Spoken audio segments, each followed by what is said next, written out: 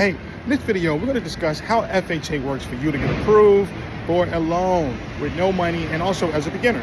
Before we get into it, hit the subscribe button to get wonderful content just like this. So the number one thing you got to realize is that FHA is really good for people who have low credit scores. So if your credit score is at 500, you can still get approved with FHA loan. The problem is though, is that you got to put down 10% for your deposit. If your credit score is at 580, you can put down the standard 3.5%. So that's the caveat there. The second thing is your debt to income ratio has to be really good in order to qualify.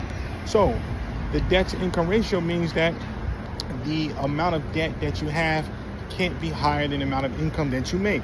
So therefore, talk to your bank and figure out what their debt to equity ratio is, because every bank has a different guideline before they approve you for the debt to equity ratio. The last thing to consider is that even if your credit score is a little low, you can still get approved by having a cosigner.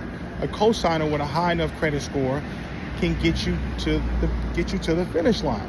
So another thing to consider when you're looking for homes with FHA, you can still look for bargain deals. Now, you can look for a home that's 10% below market value, sometimes 15% below market value of homes that need a little bit of work, maybe a paint job, some steps, and a seller who's willing to wait 30 days or 60 days before the FHA loan is approved. So this is essentially how it works. You can easily get approved if you just get your credit score to 500 or 580, and as long as you have the money for the deposit. Until the next time, take care.